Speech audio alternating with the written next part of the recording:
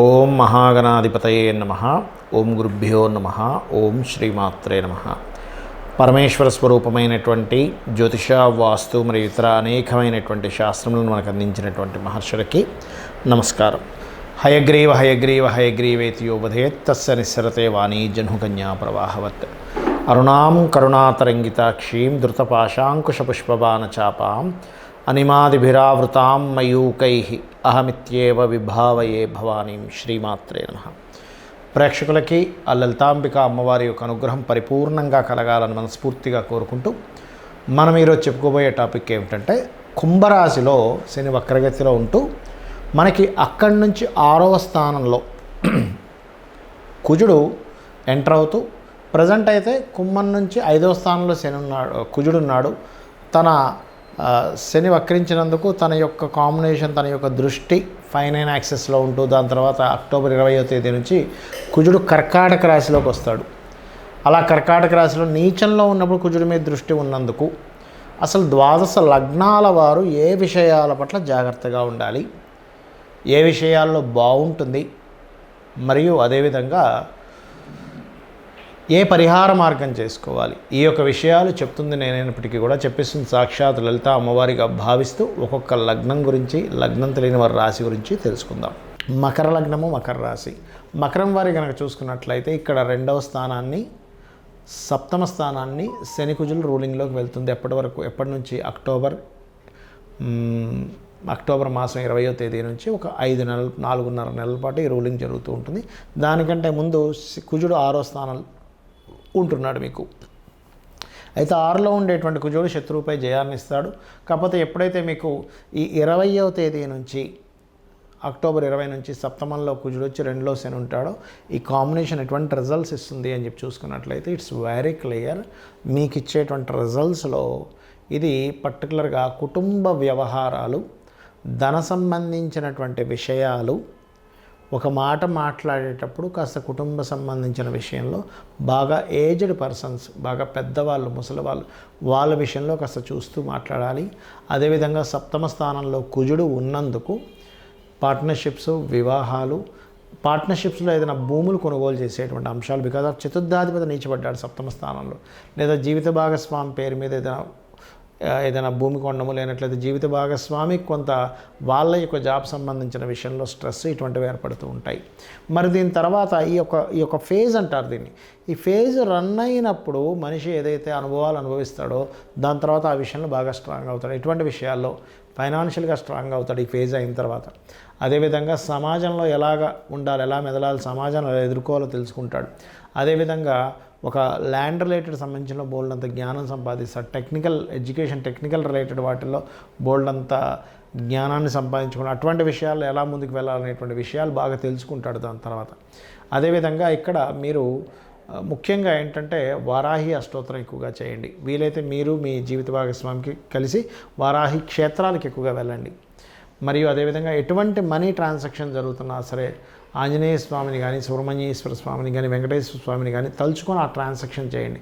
ఖచ్చితంగా మీకు బాగుంటుంది. ఈ శని కుజులు పరస్పర వీక్షణ, ఇది ఒక 4-5 నెలలు ఉంటుంది కాంబినేషన్, ఇవన్నీ మనం చెప్పుకున్నాం. అయితే ఈ కాంబినేషన్స్ ఉన్నప్పుడు ఎవరి మీద ఎక్కువ ప్రభావం చూపిస్తుంది, ఇది మోస్ట్ ఇంపార్టెంట్. ఎలా అంటే చూడండి, ఇప్పుడు మనకి చలికాలం వచ్చింది, అందరికీ జలుబేం చేయదు. కొంతమందికి ఏమో ఎక్కువ జలుబు చేస్తే, కొంతమంది నార్మల్గానే ఉంటారు. ఎందుకు?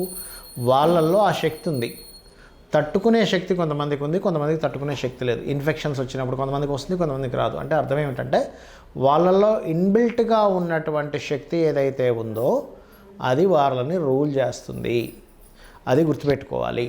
అలాగే మరొక విషయం ఏంటంటే, మరి ఎవరి మీద ఎక్కువ ప్రభావం చూపిస్తుంది? మీ జన్మజాతకంలో కనుక శని కుజుల వీక్షణలు ఉన్నా, అంటే శని నుంచి కుజుడు అష్టమంలో ఉండడం, లేకపోతే శని నుంచి కుజుడు సప్తమంలో ఉండడం, చతుర్థంలో ఉండడం, దశమంలో ఉండడం, అంటే 4 and 10 యాక్సెస్ ఇట్లా ఉన్నాయి, లేదా కలిసి ఉన్నారు, అప్పుడు మీరు మరింత జాగ్రత్తగా ఉండాలి. అదీ కాకుండా ఆ కాంబినేషన్ ఉన్నటువంటి వారు పర్టికులర్గా మహాదశ కూడా నడుస్తుంది అనుకోండి, అంటే శని కుజులు కలిసి ఉన్నారు లేదా వీక్షణలో ఉన్నాయి, ఆ మహాదశ నడుస్తుంది. కుజ మహద్దశో, శని మహద్దశో, లేకపోతే ఆ రెండూ కలిసి ఏ రాశుల్లో ఉందో ఆ రాశి దశ, అంటే ఉదాహరణకి బుధ రాశుల్లో ఉంది, బుధదశ వచ్చిన, కర్కాటకంలో చంద్రరాశిలో ఉంది, చంద్రదశ వచ్చిన, సింహరాశిలో ఉంది, రెండు కాంబినేషన్ కలిసి రవి యొక్క మహాదశ వచ్చినా ఇట్లా ఆ రెండూ కలిసి ఏ రాసుల్లో ఉన్నాయి ఆ మహాదశ, లేదా రెండు విడివిడిగి రాసుల్లో ఉంటే ఆ అంతర్దశ మహాదశ, ఎందుకంటే అవి రూల్ చేస్తూ ఉంటాయి. కాబట్టి ఇది గుర్తుపెట్టుకోండి. మరి కొంతమందికి ఏమండి మాకు రాశి తెలియదు, నక్షత్రం తెలియదు, లగ్నం తెలియదు, మేము ఏం చేయాలని అడుగుతూ ఉంటారు. అలాంటి వారు చేయవలసింది ఏమిటి అంటే సింపుల్గా ఏమీ లేదు. ఇక్కడ మీకు దగ్గరలో గోశాల ఉన్నట్లయితే గోవు దగ్గరికి వెళ్ళి చక్కగా మీరు క్యారెట్లు బెల్లము తినిపించండి. మంత్రం ఏం చేసుకోవాలి? లలితా సహస్రనామాల్లో ఓం అనాకలిత సాదృశ్య చుబుకశ్రీ విరాజితాయై నమః, ఓం స్కందాయ నమః, లేదా ఓం హరిమర్కటాయ నమః, ఈ రెండు కలిపి కూడా చేసుకోవచ్చు. ఓం అనాకలిత సాదృశ్య చుబుకశ్రీ విరాజితాయై నమః, ఓం హరిమర్కటాయ నమః, ఈ రెండు సంపుటీకరణ చేసినట్టుగా కూడా చేసుకుంటే మీకు ఆ శని కుజులు ఎవరైతే ఉన్నారో ఆ ఎనర్జీ ఫార్మింగ్ చేసేటువంటిది ఎలా అంటే ఇప్పుడు బాగా బయట చలేస్తుంది కానీ కోట్ వేసుకున్నాం, స్వెటర్ వేసుకున్నాం, మనకు చలియదు. ఎందుకు? బయట చలింది కదండి అంటే మీరు ఒక రక్షణ కవచాన్ని పెట్టుకున్నారు. అలాగే ఒక మంత్రం అనేటువంటిది ఏం చేస్తుందంటే ఆ ఎనర్జీని ఫామ్ అవ్వనివ్వకుండా చేస్తుంది. ఇది గుర్తుపెట్టుకోండి. అలాగే మరొక విషయం ఏంటంటే ఎప్పుడైనా ఈ శనికుజులు ఉన్నప్పుడు ఏమవుతుందంటే మనుషుల్లో అన్నిట్లో కూడా ఒక అగ్రెసివ్ నేచర్ని ఇస్తుంది. మనుషులు మాత్రమే కాదు, మీరు పెంచుకునేటువంటి పెంపుడు జంతువుల్లో, అది గుర్రాలు కావచ్చు, కుక్కలు కావచ్చు, పిల్లులు కావచ్చు, ఏదైనా పెంపుడు జంతువులు చూస్తున్నాం అనుకోండి, అవి కొంచెం అగ్రెసివ్గా ప్రవర్తిస్తుంటాయి. అలాంటప్పుడు మనం చూడండి కొన్నిసార్లు చూస్తుంటాం, ఓ పిల్లవాడు ఎవరో వెళ్తుంటే కుక్కలేవో వెంటబడ్డా ఆయన ఇట్లాంటివి. అంటే ఏమిటి? చిన్నపిల్లల్ని ఎక్కడికైనా పంపించేటప్పుడు పెద్దవాళ్ళకంటే ప్రాబ్లం లేదు, అక్కడ కాస్త ఈ జంతువులు ఉన్నాయి, ఈ రోడ్డు మీద ఉండేటువంటి కొన్ని ఉంటుంటాయి. ఒక్కోసారి ఆవు వచ్చే ఉన్న పొడి చేస్తుంటే, ఎద్దు వచ్చే ఉన్న పొడి వస్తుంది, లేనట్లేదు కుక్కలు వచ్చేవి చేస్తుంటాయి. ఒక్కోసారి కొన్ని ఊర్లలో కొన్ని చింపాంజీలు, కోతులు లాంటివి వచ్చే వాళ్ళలో చేస్తూ ఉంటాయి. అంటే ఏమిటి? జీవజాతిలో ఆ కాంబినేషన్ అనేటువంటిది ఒక అగ్రెసివ్ నేచర్ని క్రియేట్ చేస్తుంది. మనుషుల్లో ఒక అగ్రెసివ్ నేచర్ని క్రియేట్ చేస్తుంటుంది. చిన్న విషయాలకే గొడవలు పెట్టేసుకుంటూ ఉంటారు. మళ్ళీ ఏదో యుద్ధ వాతావరణంలోకి వెళ్ళిపోతూ ఉంటుంది. యుద్ధం వద్దనుకుంటేనే మళ్ళీ యుద్ధం చేస్తూ ఉంటుంటారు. ఇలాంటివన్నీ కూడా జరుగుతుంటాయి. కాబట్టి మీరు కనుక ఈ రెండు నామాలు రెగ్యులర్గా కనుక చేస్తూ నువ్వులు కందులు దానంగా ఇస్తూ ఉన్నట్లయితే మీకు డేట్ ఆఫ్ బర్త్ ఉన్నా లేకపోయినా మీ గ్రహస్థితి తెలిసినా తెలియకపోయినా ఇబ్బంది ఉండదు. అయితే ఇక్కడ ముఖ్యంగా గోచార గ్రహం యొక్క ప్రభావం కొంతే ఉంటుంది.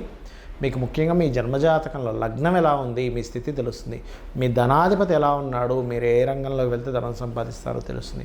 మీ సిబ్లింగ్ కారకుడు ఎలా ఉన్నాడు, మీకు సహకరించే వాళ్ళు ఎవరెవరో తెలుస్తుంది.